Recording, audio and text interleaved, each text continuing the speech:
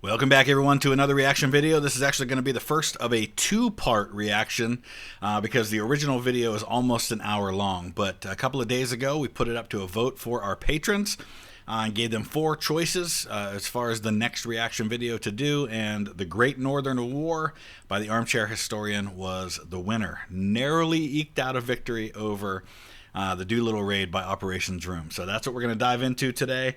I don't know a ton about Swedish history. We did the extra history series on the Great Northern War a couple of years ago, so that's still available. You can check that out on the channel if you want to see that multi-part series. But I love how the Armchair Historian covers history, so I'm excited to dive into this one. The original is in a link in the description.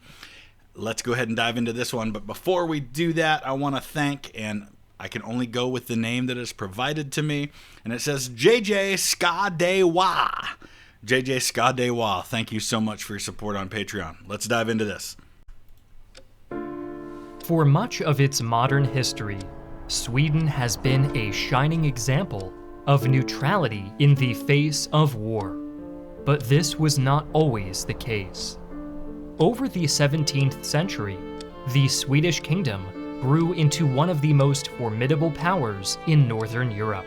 This is so important. You know, we think of modern powers, and it's real easy to get myopic and think that this is the way it's always been. But there was a time when the likes of Poland, Lithuania, and Sweden were among the great powers of Europe, and therefore some of the great powers of the world. And under guys like Gustavus Adolphus and, of course, Charles XII, incredible history. The architect of this transformation was Gustavus Adolphus, the Lion of the North. Under his reign, Sweden became a military juggernaut of the 30 Years' War, pioneering tactics that would shape the future of warfare. By the time of his death in 1632, Sweden had begun expanding significantly into the Baltic region. So let's set the stage there for, since this channel is a largely American audience, 1632, what are we talking about? We're talking about when the colonies are just starting to be settled, right? 1607, you have Jamestown. 1620, you have Plymouth. But it's really in the 1620s into the 1630s that you start to see people coming in larger numbers. I mean, they still just, we're talking about, you know, thousands, not millions by any stretch, but that's the context of when this is all happening. 1632 is also right at the time when you are in the decades after the end of the Tudors in England. And so you are into the start of the Stuart era, and you're going to have the English Civil War in a few more decades. Following a series of wars under Charles Gustav, more Baltic and Scandinavian territories were seized, becoming an integral part of the new Swedish Empire, an empire that now had access to critical trade routes and resources needed to keep a strong influence in the region. However, this glory was not long-lasting. The bloody Scanian War of King Charles XI against the Union of Denmark and Norway exposed major vulnerabilities in Sweden's once invincible military. It became clear to King Charles that he inherited a nation in turmoil, but he was determined to restore Swedish prestige. This is one of those moments where you have, if you look throughout history, when a nation is in turmoil, when a nation is dealing with a lot of broken parts, you can either have a leader that comes along who is not up to the challenge, who might be a perfectly adequate leader, and in times of prosperity could probably shepherd the nation effectively. But in those moments of crisis, you either come along and you're not up to the challenge and things get far worse. I think of James Buchanan in the American 1850s leading up to the American Civil War, where he might have been a perfectly adequate leader in other times, but at that moment it was desperately needed for there to be somebody extraordinary. And for Sweden, that's what they need right now, somebody extraordinary. To do this, Charles undertook a major overhaul of the state and military. Central to his vision was the Caroline Army, a professional force built on strict discipline and unshakable loyalty. In order to provide the manpower for this, Charles introduced a new allotment system, ordering rural communities to provide their own men for the army. This is in some ways a successor to the levy system that happened in feudal Europe, right? Where you are calling up, basically calling the banners, right? I mean, and it's a precursor to what we would call like a militia system, where you call up your militia in order to put them into the army. This is a time when people don't typically have standing armies yet. So he's making kind of a hybrid of the strong regular standing army forces, but also a strong reserve that can be called up when needed. In addition to supporting them and their families. This created a decentralized, self-sustaining military that could mobilize far quicker and in far larger numbers. Most importantly, it no longer relied on heavy state financing. By the time of Charles XI's death in 1697, Sweden was once again a power to be reckoned with. Its borders were secure, and its army feared. When Charles XII ascended the throne at the tender age of 15, and he stood up there and he's saying, "I was chosen by heaven. Say my name when..." sorry, I can't help but throw... It's one of my all-time favorite Sabaton songs, Carolus Rex. It's about Charles XII, or Karl XII, for those in Sweden. Sweden's rivals underestimated him. The young Charles became king during a difficult period. Failed harvests led to starvation in Finland and the western provinces. The nobility were unhappy over privileges lost during his father's autocratic reign, while diplomatically, the kingdom was left isolated, with little support from major powers abroad. Many in Sweden feared the boy king would be easily manipulated or overwhelmed by his new responsibility. And this is often the case. We talked about this in the last video, where we talked about how often in history have things fallen apart when you have an underage ruler come to the throne and they get manipulated, they get controlled, they get superseded by other people who reign on their behalf. But we're talking about a guy here in Charles XII who's got a really strong sense of self, and he, even as a teenager, is more than able to take the reins. They were wrong. Young Charles didn't just inherit his father's crown, but the highly disciplined Carolean army, as well as a fearsome navy. From the very onset of his reign, Charles XII displayed a single-minded determination to uphold Sweden's supremacy. He immersed himself in military strategy, honing his leadership skills, and preparing his kingdom for the challenges ahead. Now, as a bit of foreshadowing here, let's just say that, as with anything, all things in moderation, right? I mean, that's a great rule for life, is all things in moderation. There are things that are perfectly good and even beneficial when done in moderation, but when done to excess, they can be a problem. And this confidence that he has, this reliance on his military, on his navy, his embracing of its strengths is a good thing. But when you take that to the extreme, it can become a bad thing, and that's what's going to happen for him. His youth and energy would soon prove invaluable, as enemies both old and new conspired against the young king. The first of these was King Frederick IV of Denmark-Norway. Ever since the treaties of Roskilde and Copenhagen, the Danes under his father, Christian V, had long hoped to regain the provinces that were lost to them. They came close in the Scanian War, but were ultimately denied the chance to reclaim it. Now, Frederick sought to avenge those losses. So, my friends who are watching, who are in Denmark, Sweden, or Norway, is the Scanian War something you guys learn about in school? Like, this is not one that I'm real familiar with. And reassert Danish influence, retaking this claimed Danish soil, now part of southern Sweden. Moreover, Sweden's alliance with Holstein-Gottorp, a persistent Danish rival, fueled Frederick's determination to confront his father's old enemy on the battlefield. In Eastern Europe, Augustus II, Elector of Saxony and King of the Polish-Lithuanian Commonwealth. This is such a unique time when you've got the Elector of Saxony also controlling the Poland-Lithuanian Commonwealth. You've got the King of England is now also the King of Scotland at this time. You've got Denmark and Norway together. You got all these, it's not the era of the modern nation state yet, but you're starting to get there. But you've still got these really unique links because of who is reigning over these territories. Had his own reasons for opposing Sweden, but his position in Poland was far from secure, with internal divisions and noble factions often undermining his authority. Augustus believed that a victory over Sweden could strengthen his hold on the Commonwealth and enhance... Whoa, time out. Augustus II had 354 illegitimate children.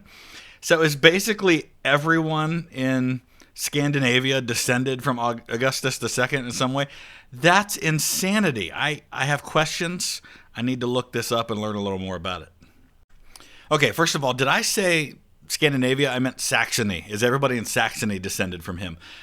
So I read one source said it could have been as high as 382, but they think maybe it's exaggerated, maybe. But he did have like less than 10 of them that he actually officially recognized as his children. So, all right, interesting nonetheless. Saxony's influence in the region. For him, the war was very much about consolidating personal power, which made the rich and strategically important lands of Swedish Livonia all the more tempting a prize for the power-hungry monarch. At the heart of the coalition was Russia, led by the ambitious Tsar Peter I. Unlike Denmark and Saxony, Peter was at first less interested in Sweden than he was in the Ottomans to the south. Tell me if you heard that one before. Russia and the Ottoman Empire. I mean, they just were very natural enemies for a lot of reasons. However, the Tsar was coaxed into facing the Swedes thanks to a Livonian nobleman by the name of Johann Patkul. That's some impressive hair. I know it's probably it is a wig, right? But it's impressive. On behalf of the Danes and Saxons. Russia's lack of sea access was a glaring weakness for a nation aiming to modernize and compete with Western Europe. I mean, looking at the map, obviously they have sea access far to the north, right? But this is such an obvious place to want to control if you're Russia and have access right there. I mean, it just seems a no-brainer for them. For Peter, securing a port in the Baltic would work far better as his window into the west than any port on the Black Sea. Right. However, because anywhere, whether it's far in the north where it's going to freeze half the year, or on the Black Sea, you've got a long way to go and you've got other unique challenges to face. To achieve this, he needed vital territories like Ingria and Karelia, which were in Swedish hands. To fulfill his ambition for maritime power, Peter had spent years working on major reforms aimed at modernizing, or rather westernizing, his military, while at the same time building a fledgling navy. Since little experience had been gained fighting the Ottomans, the Swedish territories of the Baltic Sea would come to be Russia's true proving ground. Though their individual goals varied, these three powers found unity in their shared desire to dismantle Swedish hegemony. In 1699, Johann Patkul helped facilitate secret negotiations between the three powers, forging an alliance designed to strike Sweden simultaneously from multiple fronts. I mean, this is a pretty big deal for 1699. You don't see a lot of this level of coordination between different nations who all basically want stuff from the same power. Each member of the coalition expected swift victories, underestimating both the logistical challenges of a multi-theater war and the tenacity of their adversary. For them, the time was ripe to topple the Swedish Empire, but they had yet to face the might of the Karelians. King Augustus was the first to test young Charles' resolve. In February of 1700, a Saxon army advanced into Swedish Livonia and laid siege to the critical port of Riga. However, Augustus' swift victory was not to be. Riga was well fortified, and the Swedish garrison held firm, delaying Saxon progress and buying precious time for Swedish reinforcements. Time is everything. Meanwhile, King Frederick had sent the Danes to invade Holstein-Gottorp in March, besieging the fortress of Tuning. Here, Frederick pressured the duchy into severing ties with Sweden, but his invasion of Holstein did not sit well with England and the Dutch Republic, who were bound by the Altona Agreement to protect the small duchy. Little did Frederick know that an Anglo-Dutch fleet had set out alongside the Swedish Navy to face the Danes. In June, the combined fleet of English, Dutch, and Swedish ships drove the outnumbered Danish fleet into the waters around Copenhagen, carrying out a week-long bombardment of the city on July 20th. So you don't really hear much about this aspect of it with the British Navy being involved, English Navy, I guess, at this point. I mean, you have the Scots and the English under one crown, but still often operating separately. It's, you know, we think about wars, like pan-European wars, really starting kind of later on, but it definitely was happening then. By the time news reached King Frederick, a Swedish force of 10,000 men had landed on his doorstep and were preparing to march on Copenhagen itself. Facing overwhelming pressure from this invasion and the Anglo-Dutch intervention, Frederick was forced to negotiate. By August, the Treaty of Travendale was signed, restoring Holstein-Gottorp's land and compelling Denmark to withdraw from the anti-Swedish coalition.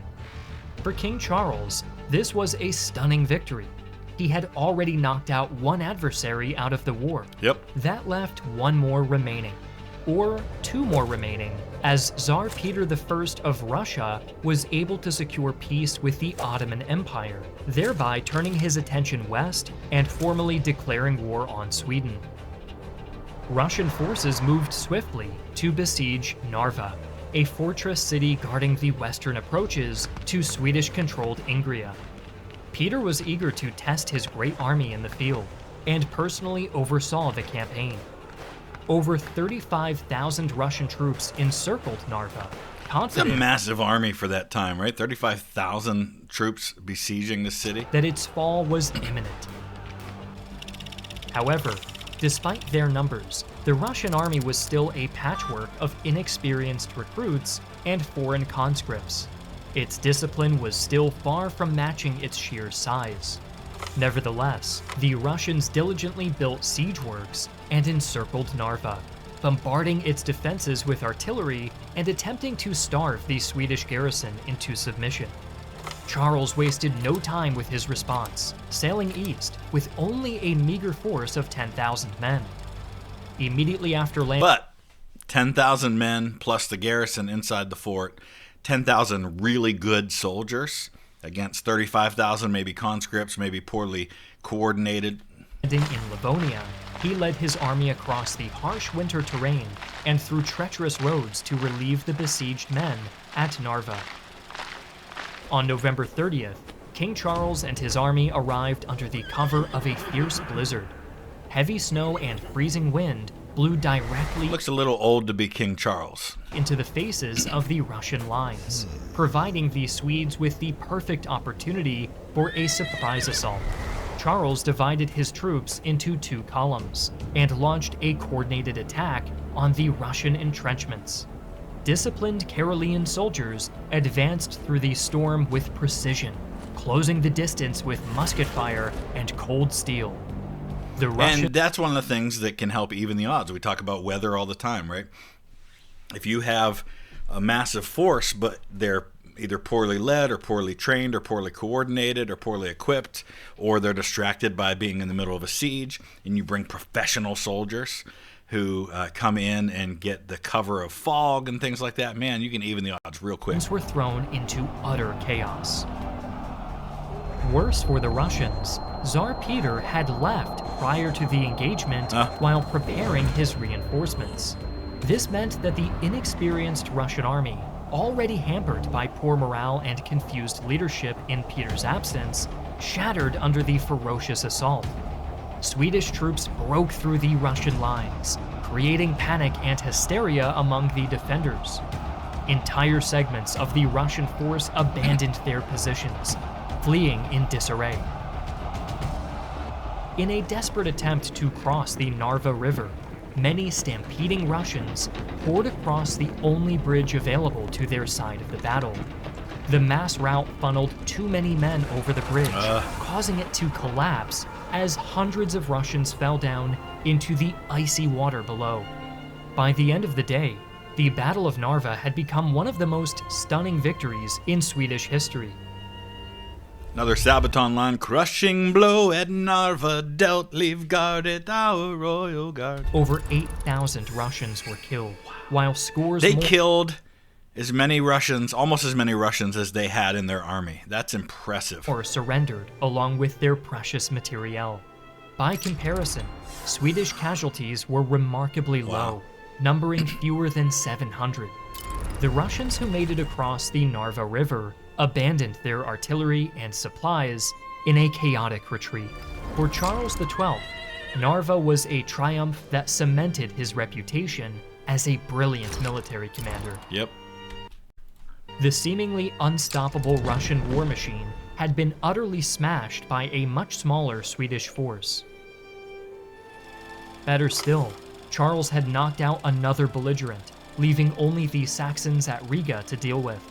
These were back in the days when one battle could decide such a war. It seemed as though the war was over before it had even begun.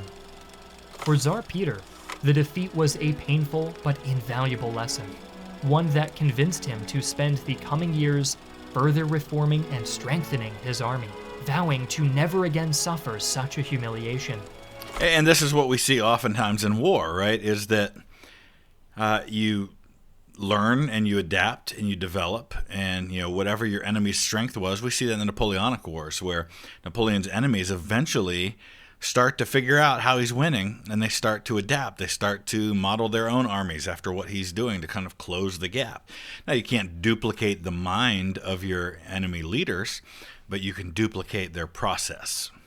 Altogether, the fate of the anti-Swedish alliance hung in the balance, and it wouldn't be long before Charles set his army on the march once again.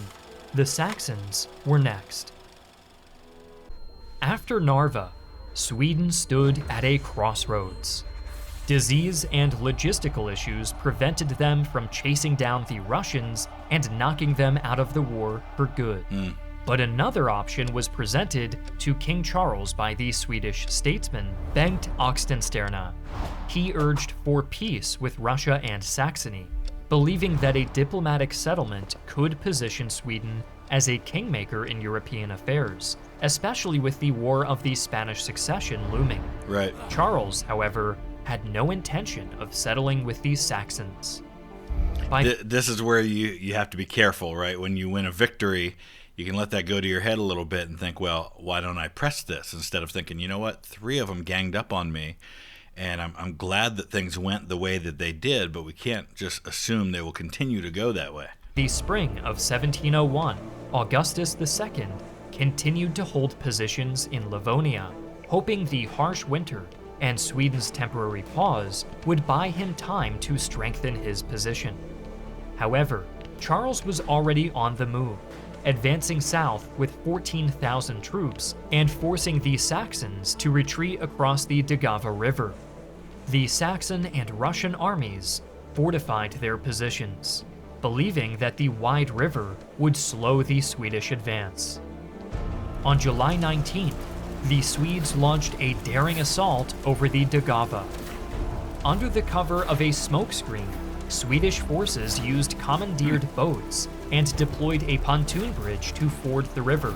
I love this. Smoke screens, pontoon bridges. I mean, really creative, important stuff. While enduring a hail of Saxon gunfire. Undeterred, Charles led his men over the river to establish a bridgehead, enduring repeated counterattacks.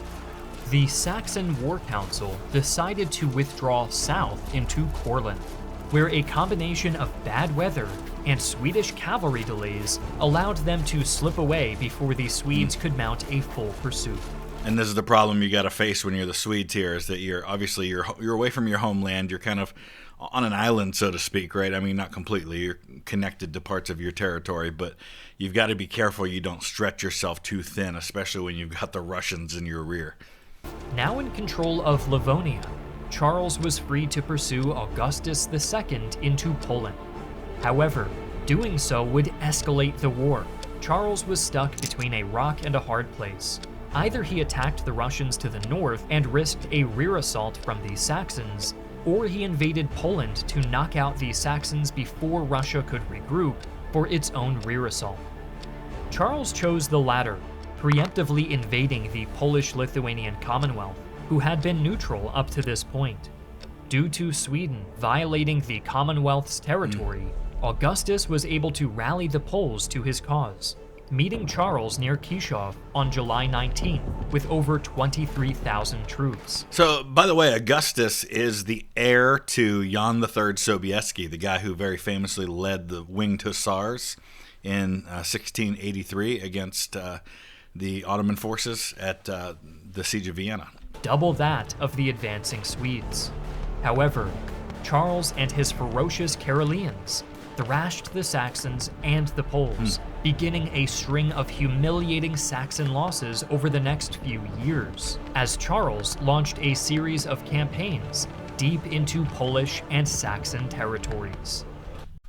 Ooh, I apologize that I have to keep kind of breaking the video up. I'm dealing with an illness here and I have to pause so I can cough and not cough into the microphone. His rapid movements and aggressive tactics repeatedly caught Augustus off guard, allowing the Swedes to capture key cities such as Warsaw and Krakow by 1702. Yeah, but he's got to be careful he doesn't spread himself too thin. Military success had a profound effect on Polish politics.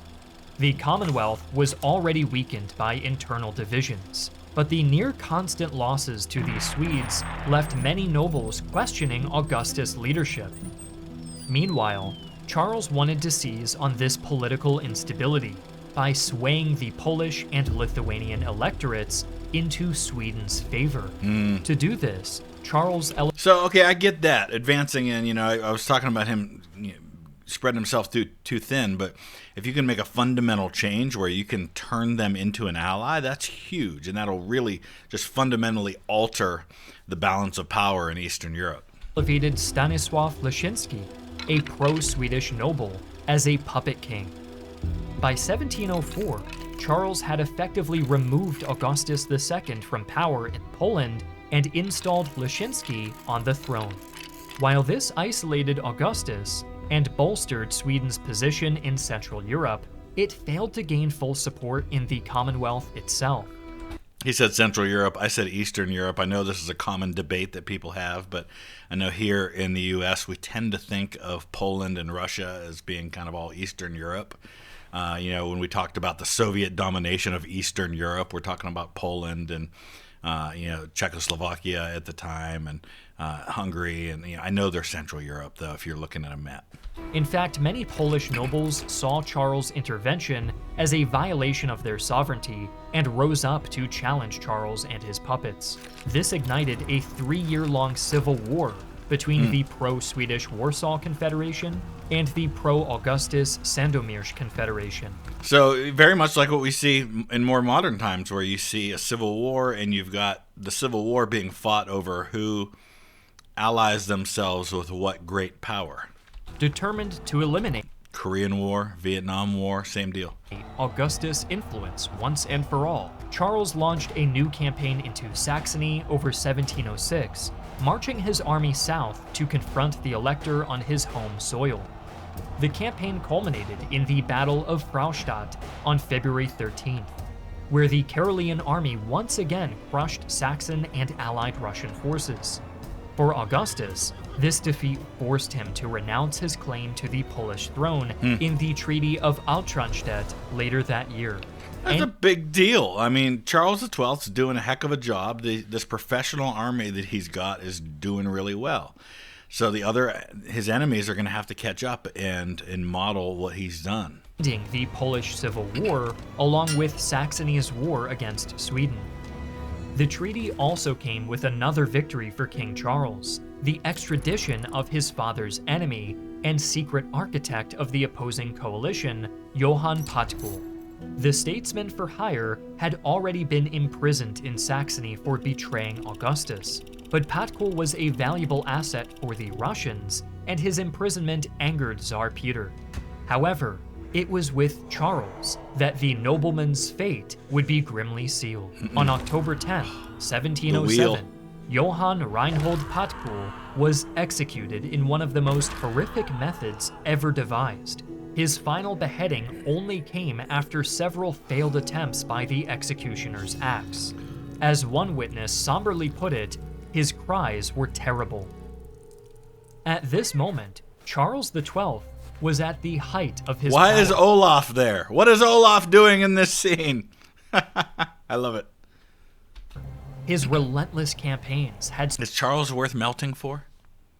secured Swedish dominance in Central Europe and removed one of his principal adversaries. The young king had become overconfident, assured that complete victory was close at hand. However, the constant warring began to overextend Sweden's resources, stretching its economy and manpower to the limit. This is the problem when you have a small but professional force for a country that doesn't necessarily have a lot of, a ton of resources and a ton of backing for what it does. You can win quick battles, you can win decisive battles that can get you temporary advantages, but long term, can you translate that into a long-term victory? And I just don't think Sweden's built for that. Overall, the timing was not great, as Charles looked eastward to the growing threat of Tsar Peter and his reformed Russian army. Yeah. Since returning from his disastrous Ingrian campaign in 1700, Tsar Peter I wasted no time in addressing the weaknesses of his army.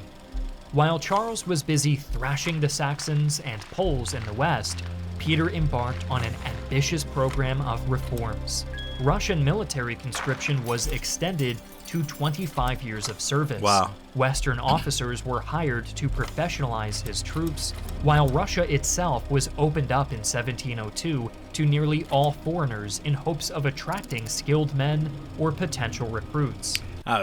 Isn't that crazy, bringing in the Scots, the Swiss, the Prussians, the Dutch? It's smart. It wasn't obviously very popular for Peter to do this within his own country. There are a lot of people who didn't see that as a net positive that he was westernizing, but long term it really was for Russia's best interest to do that. He also established new academies teaching Western tactics, which would ensure his army's training was up to date and able to better withstand the Karelians. Everything from the production of muskets to the development of new artillery and uniforms was vastly overhauled.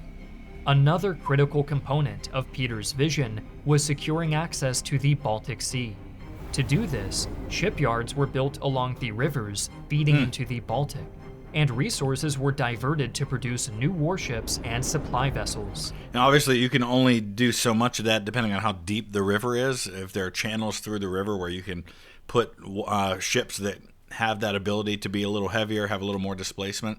Otherwise, there's only so much you can do with that. This naval buildup would culminate in the founding of St. Petersburg in 1703, the foundation of Russia's window to the west.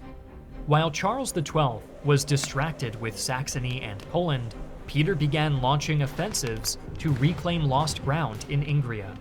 Teething problems aside, Peter's new Russian army steadily gained experience, capturing Swedish outposts and fortresses along the Neva River on their advance toward Lake Ladoga. It was actually really smart. You don't want to go straight at the main enemy, go straight at Charles XII. You want to build up to it. By 1704, Peter had captured the fortress of Dorpat, while also getting revenge on the Swedes by capturing Narva. For King Charles, it became clear that Peter's new army was becoming a serious threat. Over the next few years, the Swedes and Russians continued to struggle back and forth.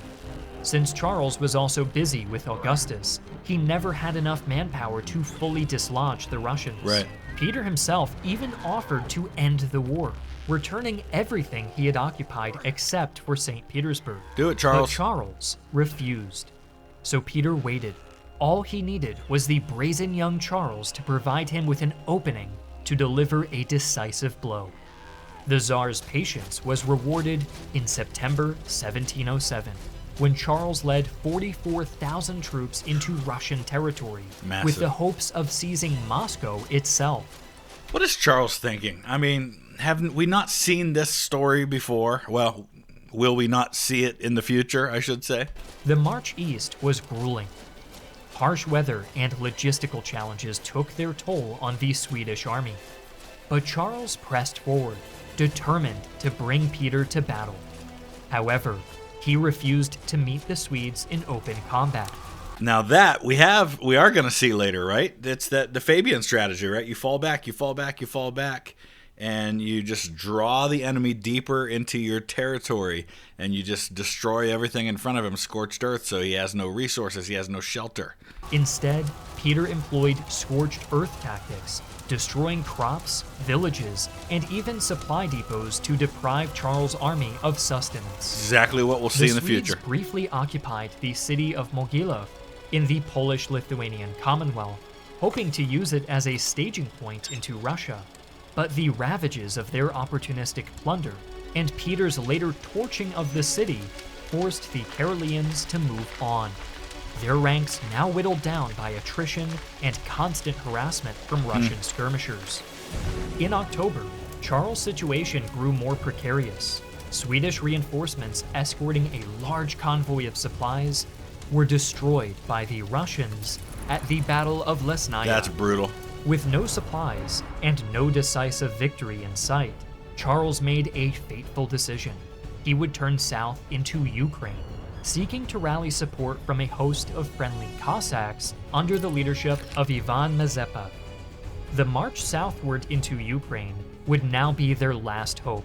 Mazepa had promised tens of thousands of Cossack troops and much-needed supplies. There you go. But when the Swedes joined up with him, they only found a fraction of his promised forces. Oops. Russian reprisals against the Cossack defectors had devastated Mazepa's territory, leaving little aid for Charles' army. To make matters worse, the winter of 1708 to 1709 was one of the harshest in recorded history, forcing the Swedish to suffer through freezing temperatures, hunger, and disease. Whether stalwart or foolhardy, Charles refused to abandon his campaign. His army fought bravely in skirmishes against Russian forces, but the lack of supplies and reinforcements began to take its toll.